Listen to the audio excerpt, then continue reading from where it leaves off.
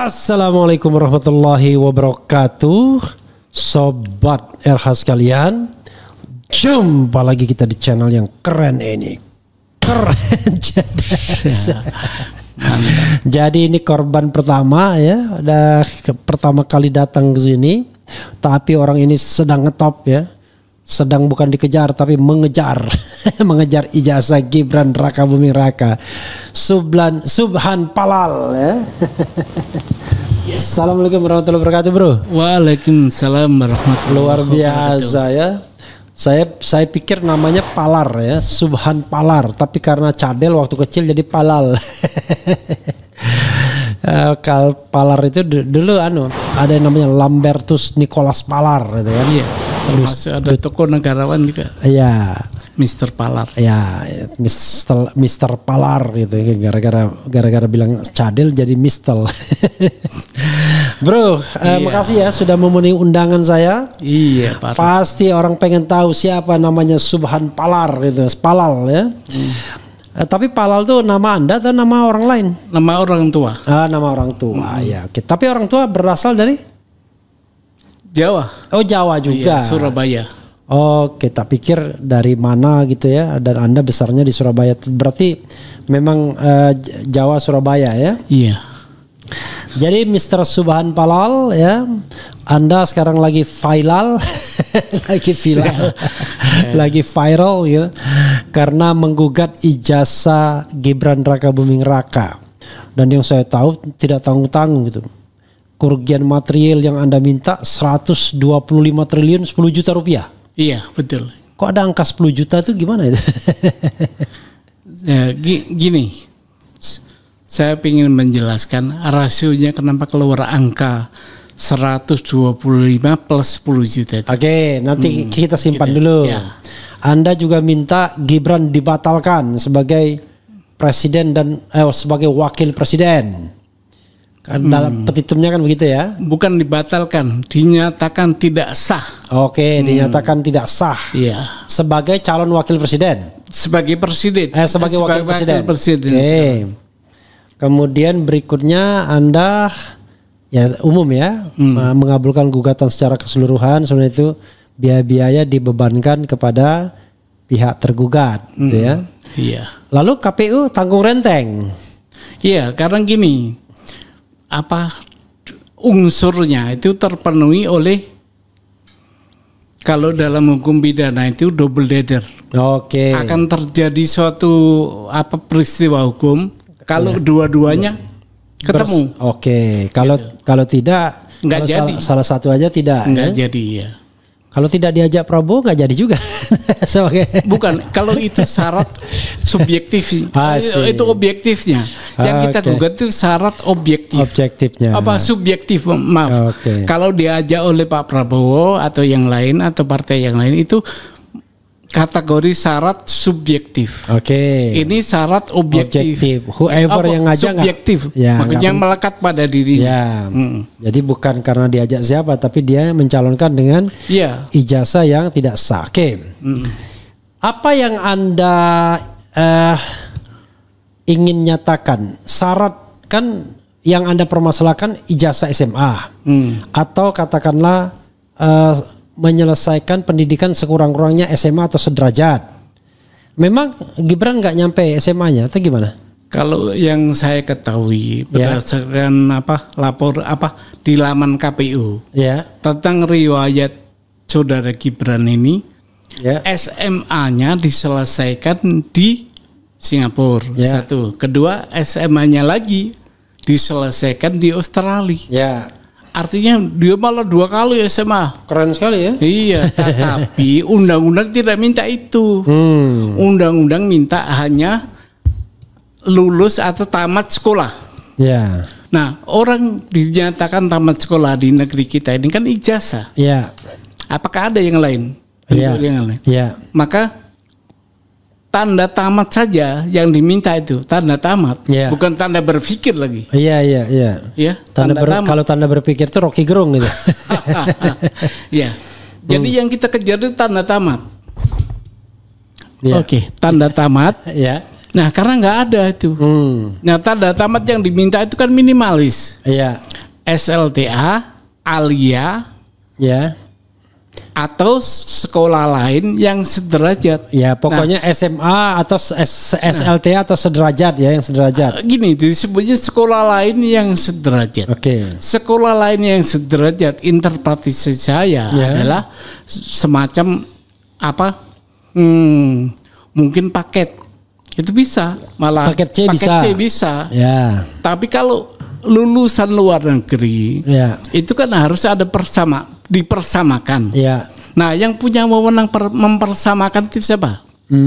Umpama kita lihat di sini, Dikti atau Dirjen Dikti. Kalau Dikti enggak dong, kan Dikti pendidikan tinggi. Oke lah, pendidikan menengah umpama dasar menengah. Kita lihat ternyata itu di Kemen Pendidikan itu dia bilang untuk mempersamakan pendidikan itu adalah untuk melanjutkan sekolah yang lebih tinggi, bukan untuk jabatan. Iya. Nah, makanya gini, saya ingin mempertegas juga, kan ada narasi liar, menurut saya liar. Kenapa? Kenapa hanya Gibran yang digugat karena nggak punya ijazah dalam negeri? Pak Prabowo itu sekolahnya di luar negeri semua. Jangan salah, Pak Prabowo itu sudah melampaui pasal itu. Kenapa saya bilang melampaui? Karena Pak Prabowo itu menggunakan pendidikan terakhir itu adalah Akmil. Artinya persamaan SMA Pak Prabowo itu dilakukan oleh Akmil. Maka dia bisa kuliah di situ. Nah, ijazahnya yang terakhir di Akmil itulah yang dipakai ke KPU. Memang SMA Pak Prabowo nggak di Indonesia? Enggak. Di mana? Kalau nggak salah, saya nggak pernah disebut, tapi takut salah. Tapi itu bisa dilihat di laman KPU.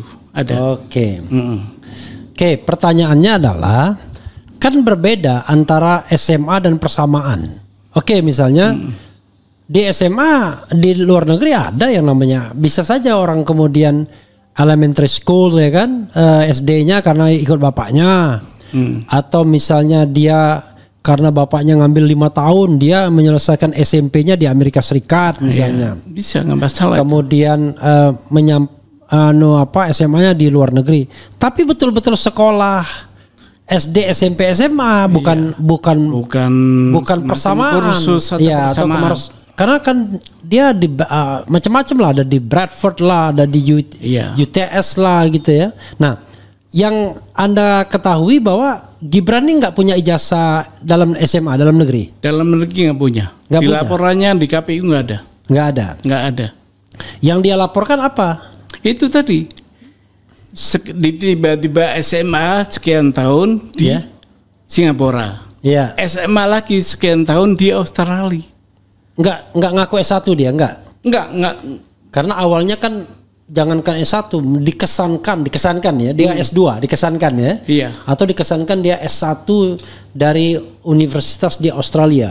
Mohon izin saya buka boleh? Boleh yang dong, data dari KPU ya. Boleh. Boleh. Kan kalau lawyer nggak boleh salah itu. Iya. Hati-hati juga. Iya. Nah, ini Pak Refli. Ya. Coba dilihat. Oke. Nih. Ada profil apa? Ya. Oke, ini nih ya. Riwayat pendidikan. Ya.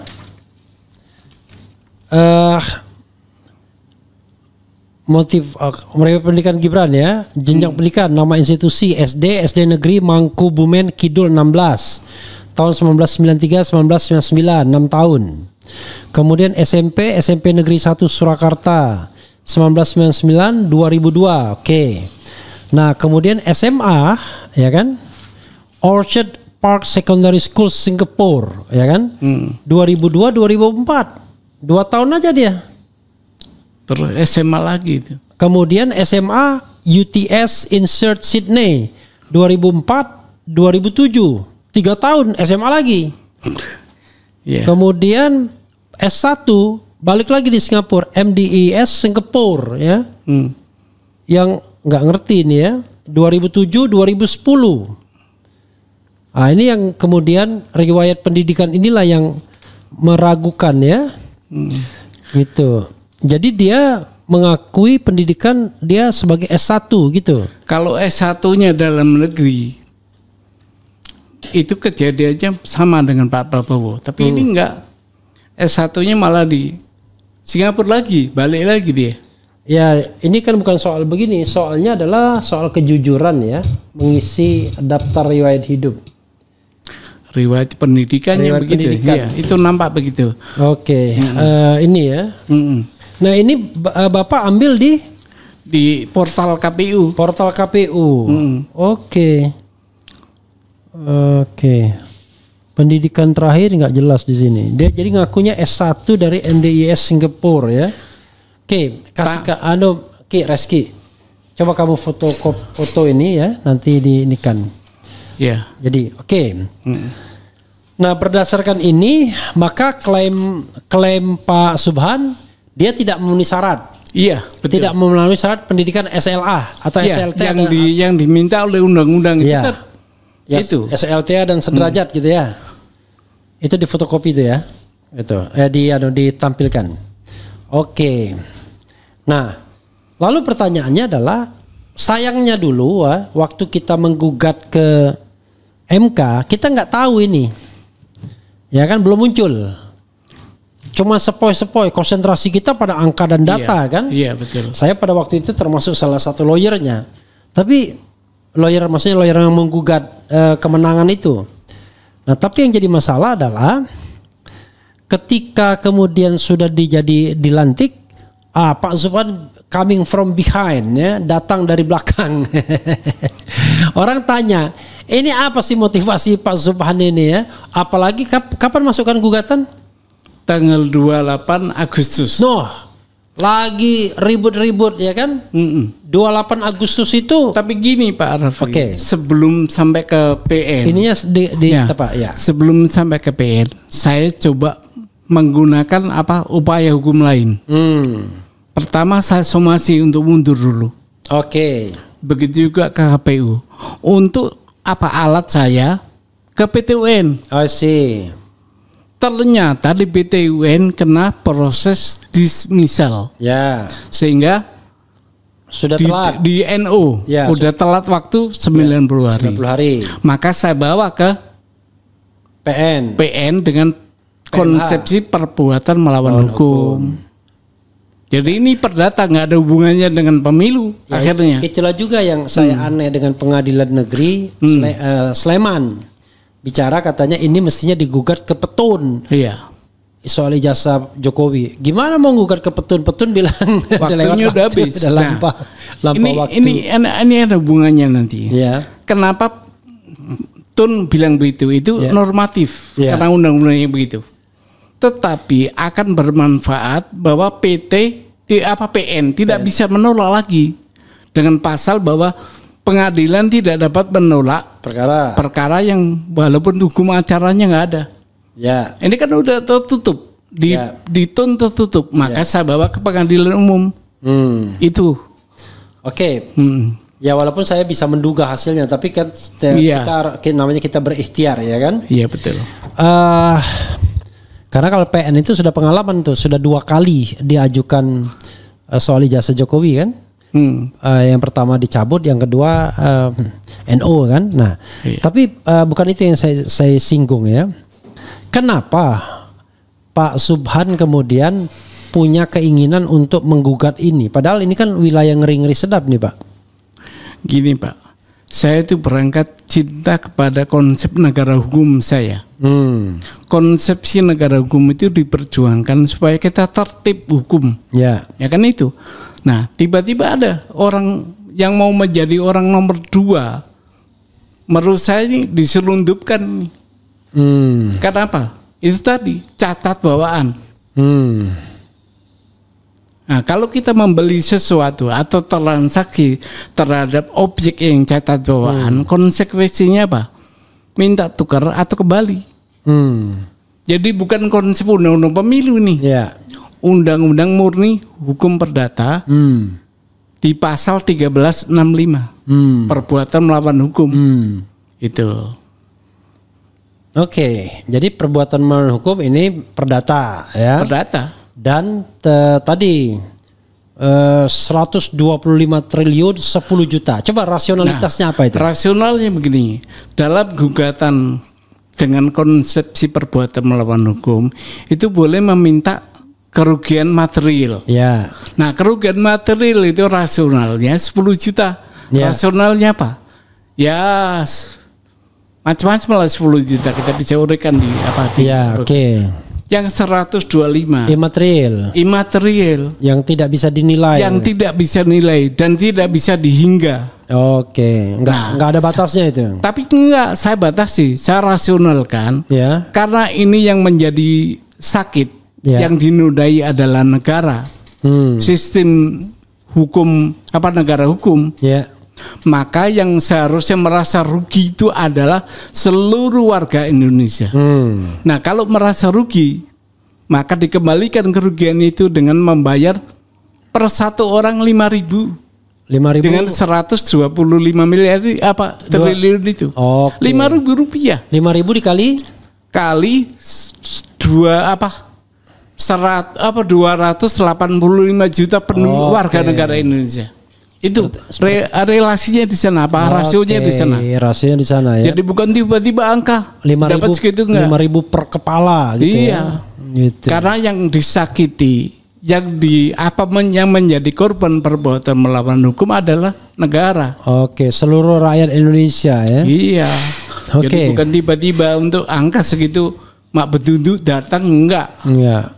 Tapi Pak Subhan ya, Bro Subhan udah sadar bahwa gugatan seperti ini tentu tidak gampang untuk dikabulkan gitu ya. Begini Pak Refli. Iya.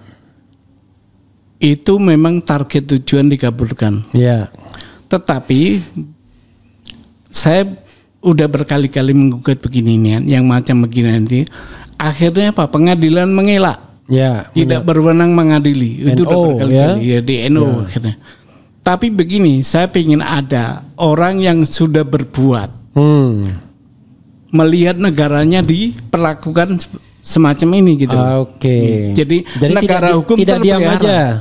Iya, ini sebenarnya ini saya itu menunggu Pak Refli. Kapan ada warga negara lain selain saya menggugat masalah ini? Menggugat juga. Iya, tapi nggak ada. Supaya jadi class action gitu ya. Iya, tapi nggak ada. Bahkan saya nawari teman-teman saya untuk mendampingi saya ketakutan. Oke. Nah sekarang pertanyaannya, kenapa Pak Subhan berani? Ya ini saya anggap sebagai bela negara. Oke. Itu bela negara. Iya. Dulu orang tua kita ngangkat senjata.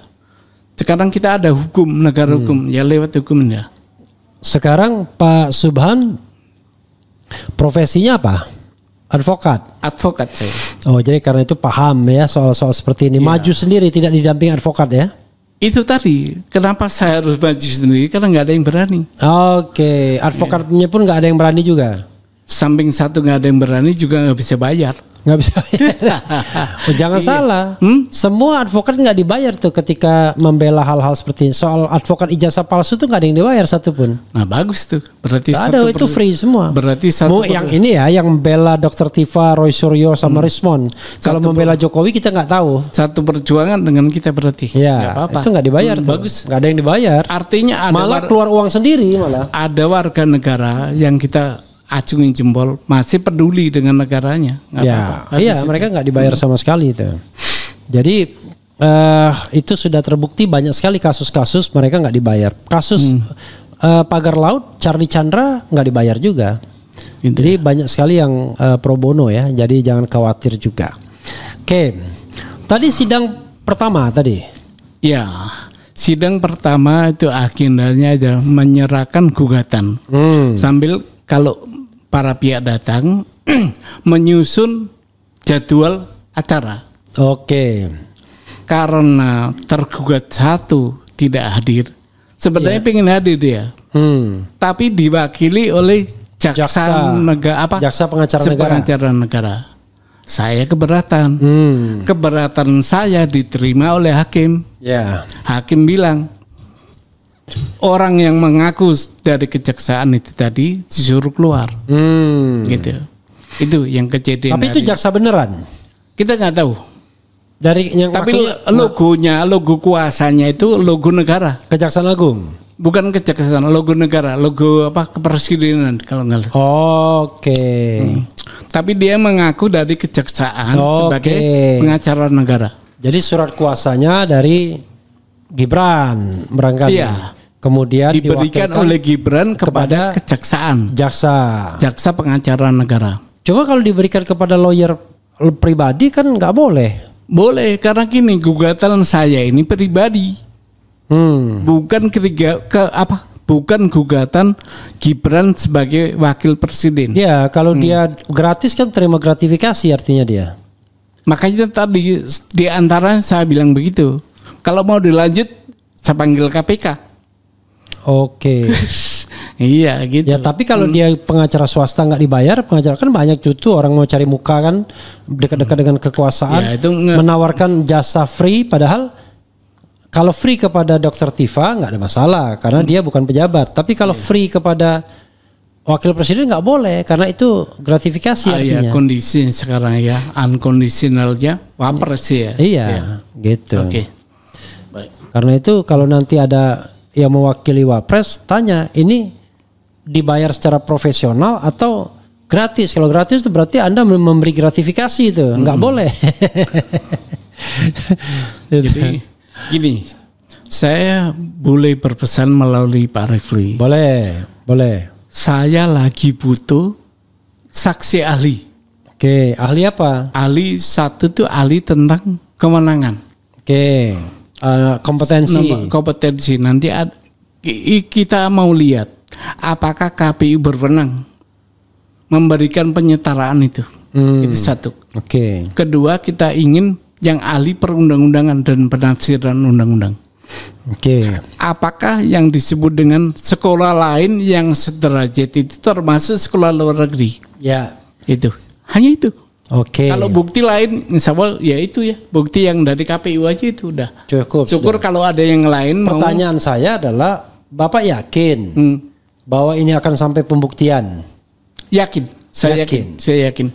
Oke, kalau yakin ya memang harus disiapkan kan? Iya. Paling minimal keterangan saksi ada gak? Iya itu. Saksi, ahli kan, ahli yang saya pingin ahli. Kalau saksi susah Pak, ini karena apa? Pendidikan itu dilaksanakan di luar negeri. Oke, jadi minimal 2 alat buktinya surat ya, yang surat KPU tadi sama keterangan ahli. Minimal kedua alat bukti kan cukup. Iya. Oke. Setelah mengajukan gugatan itu dan sekarang sidang pertama, apa yang Pak Subhan rasakan? Ada intimidasi? Ada apa? Gini Pak Refli, ya. Kalau soal itu negara kita itu makin pintar, ya. Orang makin menggunakan narasinya untuk gini. Makanya saya mengajukan ini ke ranah hukum. Kita bertempur atau berargumentasi di situ kita. Ya. Jadi itu yang bukan di jalanan. Iya, itu yang kita pingin. Nah, rasanya masyarakat kita udah menuju sana nih. Oke. Jadi mudah-mudahan sih nggak ada lah. Nggak ada intimidasi. Intimidasi nggak ada. Pernah jadi pejabat publik nggak Pak Subhan? Belum pernah. Nah, kalau jadi pejabat publik tiba-tiba naik kasus apa? Enggak kan? Iya. Pernah ada kasus sebelumnya enggak ya? Nggak ada kasus. Ya? Alhamdulillah belum ada. Misalnya kasus yang pernah di pending gitu nggak diangkat? Nggak ada. Oke, apa lagi yang mau disampaikan Pak Subhan sebelum saya membacakan komentar dari sobat era sekalian ini? Mirip Panji Gumilang nih, Bro Subhan. Iya. Silakan teruskan. Gini, saya hanya ingin berharap bahwa negara hukum kita ini benar-benar tidak hati. Nah, penyelenggara dari terlaksananya negara hukum adalah pejabat negara. Nah, kalau pejabat negara nggak tertib, semua bisa. Ya. Tergantung kondisional keadaan yang ada. Repot kita bernegara. Oke. Itu aja. Jadi harus benar-benar taat pada tata kelola pemerintahan yang baik ya. Iya. Good governance, clean government. Iya. Luar biasa. Sidang berikutnya rencananya kapan? Sidang berikutnya hari Senin depan. Oke, agendanya? Agenda masih sama. yaitu memeriksa kelengkapan para pihak. Oke, kalau Bapak udah diverifikasi tadi? Udah selesai. Lalu semua. KPU sudah diverifikasi juga? KPU sudah, tapi menunggu surat kuasanya juga. KPU siapa yang mewakili tadi? Tadi kayaknya karyawan. Oke, biro-biro hukumnya mungkin ya. Makanya surat tugas. Saya juga nggak mau ada surat tugas, harus kuasa. Harus surat kuasa ya. Karena ini perdata gitu ya. Kemudian apa upaya lain yang ingin dilakukan selain mengajukan kasus ini ke ranah pengadilan? Belum terpikir. Karena belum ada bukti lain atau kasus kejanggalan yang lain itu yang timbul dari persoalan ini, kecuali di perdata. Oke, coba kita bacakan ya komentar sobat era sekalian. Tentu dia ingin tahu baik komentar yang positif maupun negatif ya. Kemudian kita diganggu oleh judi online ini, komentarnya judol semua. Jadi ada dua kemungkinan. Kalau kita di TikTok banyak sekali buzzernya. Kalau di sini gangguannya di judol judi online. Tapi nggak apa-apa ya. Semoga Bapak selalu dalam lindungan Allah Subhanahu Wa Taala ya. Amin. Ya, Subhanahu Wa Taala, nanya Subhan ya. Oke. Kemudian masyarakat mulai menyadari adili Jokowi parcok buzzer bayaran DPR geng Solo. Apa ini maksudnya? Kemudian polisi tangkap yang merugikan judol tapi nggak berdaya berantas buzzer judol dan bandar. Ya ada hubungannya juga nih. Bang, ajak Pak Subhan ke DPR mumpung DPR lagi semangat kerja. Ada nggak rencana bersilaturahmi dengan DPR atau paling tidak dengan forum purnawirawan TNI yang sudah mengajukan impeachment terhadap Gibran? Kan ujungnya itu kan nanti kan kalau seandainya begini, dikabulkan. Ya. Untuk sementara ini saya berjuang di ranah hukum murni. Kalau nanti ada konsekuensi untuk bisa dipakai di politik monggo ya. Gitu ya. Jadi intinya putusan ini diharapkan bisa menjadi sandaran para politisi di Senayan untuk memproses upaya impeachment yang diajukan oleh Forum Purnawirawan TNI. Karena gini, dalam permintaan saya itu dinyatakan perbuatan melawan hukum dengan segala akibatnya. Oke. Nah itu kan luas. Oke, akibatnya apa aja ya? Apa aja. Termasuk bisa dijadikan alat bukti di proses impeachment. Itu jabatan yang tidak sah itu. Ya, bisa dipersoalkan. Ya. Tapi tentu tidak bisa diputuskan pengadilan negeri sendiri kan? Soal pembatalan jabatan. Tadi, kalau andai kata berandai-andai. Ya. Dan itu saya yakin terkabul. Ya. Maka indah sekali itu. Kan udah dinyatakan bersalah. Oke, tetapi gitu ya. Cuman pernyataan bahwa ijazahnya tidak memenuhi syarat, tapi tidak kuasa memberhentikan. Kan harus proses. Bukan. Ya. Pengadilan boleh menyatakan bahwa dia sebagai jabatan nggak sah. Ya. Kenapa? Cacat bawaan tadi. Ya, begitu tidak sah, tapi dia kan nggak bisa diberhentikan. Nggak bisa. Berhentikannya nanti. Nah, politik dah. Politik, gitu. Proses politik dan hukum. Oke, biar clear, biar pengadilan juga nggak ragu-ragu kan. Nah, gitu. Jadi bukan DPR juga nggak akan ragu. Udah ada perbuatan melawan hukum di situ. Ya, oke, Pak Subhan. Jadi sekali lagi Anda mempermasalahkan riwayat pendidikan. Sekali lagi kita sebutkan tuh, ditampilkan tuh setelah di ini. Di sini dikatakan SD negeri Mangkubumen Kidul 16. Diselesaikan dari tahun 1993 sampai 1999. SMP negeri 1 Surakarta, pinter juga nih Gibran ini ya. SMP 1, jangan-jangan satu-satunya SMP, nggak tahu juga ya. 1999 sampai 2002. Nah, SMA dia pernah sekolah di SMA Santo Yosef kata sebenarnya. Kata Roy Suryo ya, saya mengutip Roy Suryo, tapi cuma 2 tahun tidak selesai. Makanya kemudian dikirim ke Singapura. Dan di sini di Orchard Park Secondary School Singapura dari 2002 sampai 2004. Itu juga perlu dilihat apakah itu bisa transfer begitu aja gitu ya. Berarti kan SMA-nya 4 tahun nih dia. Karena 2 tahun di Indonesia. Tapi tiba-tiba UTS insert Sydney selama 3 tahun dan ternyata itu cuma persiapan doang untuk masuk universitas 3 tahun tuh. Iya. Mestinya sudah sarjana muda itu ya. Kemudian MDIS Singapura 2007-2010.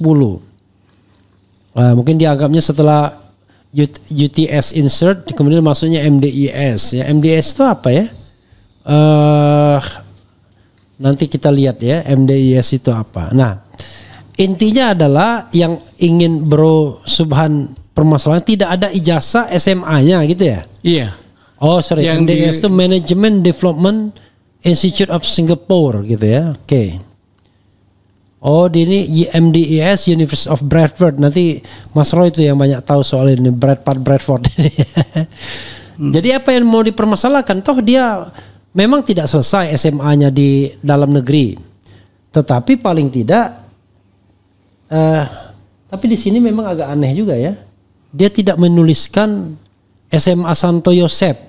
Ini agak ada kebohongan publik juga dia kalau di sini ya. Karena kalau tidak salah katanya sih dia SMA Santo Yosef dulu, baru kemudian pindah ke Singapura gitu. Kalau itu saya nggak punya data. Oke, coba nanti karena urutan-urutan dia ini agak aneh. Karena setelah lulus SMP langsung ke Singapura, Orchard Park Secondary School Singapura itu 2 tahun cuma di situ.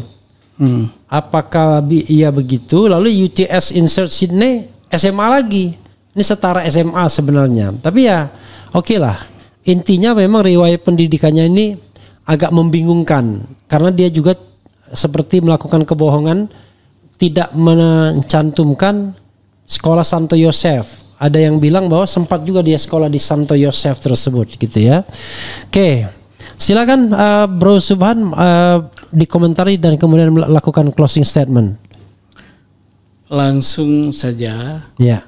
Karena kalau kondisional pendidikan itu kita terapkan kepada undang-undang pemilu yang syarat riwayatnya pendidikan nggak klop. Itulah maka saya berinisiatif untuk nguji di pengadilan. Gitu. Itu, Pak. Oke, ya nanti kita akan buktikan ya apakah Gibran ini punya atau dianggap punya ijazah SMA atau tidak. Tapi yang jelas kalau ijazah SMA dalam negeri tidak ada, di riwayat pendidikan dia buang Santo Yosefnya gitu ya. Kemudian SMA-nya jadi 2 kali, di SMA di Singapura dan di Australia. Tapi nanti kita lihat kebenarannya. Sebenarnya kan ini kan yang diinput oleh KPU yang benar tuh yang dia serahkan sendiri ininya biodata dia kan, bagaimana dia menuliskan biodata itu, apakah ada kebohongan atau tidak? Karena SMA ya Santo Yosef yang tidak lulus itu nggak ada di sini ya. Ini yang jadi masalah juga ya. Begitu Bro Subhan ya. Baik, terima kasih Pak. Mau menyampaikan closing statement? Ada yang ingin unek-unek yang mau disampaikan lagi barangkali? Saya berharap mudah-mudahan perkara ini sampai pembuktian. Oke. Itu aja. Soal kalah menang nanti biar Pak Hakim yang memutus ya. Tapi sampai kepada pembuktian. Oke. Itu harapan Pak Subhan karena ternyata pengadilan kita kalau soal ijazah ini agak mahal. Sampai pembuktiannya mahal gitu. Oke. Begitu ya saudara sekalian, mudah-mudahan bermanfaat.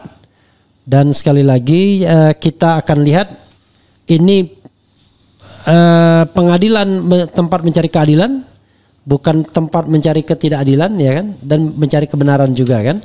Oke, mudah-mudahan seperti harapan Bro Subhan ini bisa sampai pada tahap pembuktian dan vonis yang menangkan atau lebih berpihak kepada Bro Subhan. Tapi ya apapun yang terjadi itu tetap siap ya, dan tolong ya jawab data dengan data. jawab argumentasi dengan argumentasi. Betul. Jawab argumen dengan argumen, jangan dengan sentimen gitu ya. Iya.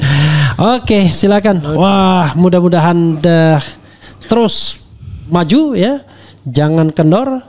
Dan ini barangkali bisa menjadi entry point juga bagi bapak-bapak purnawirawan TNI yang sudah mengajukan impeachment ke DPR. Dengan data ini barangkali ada hal yang bisa dipermasalahkan juga.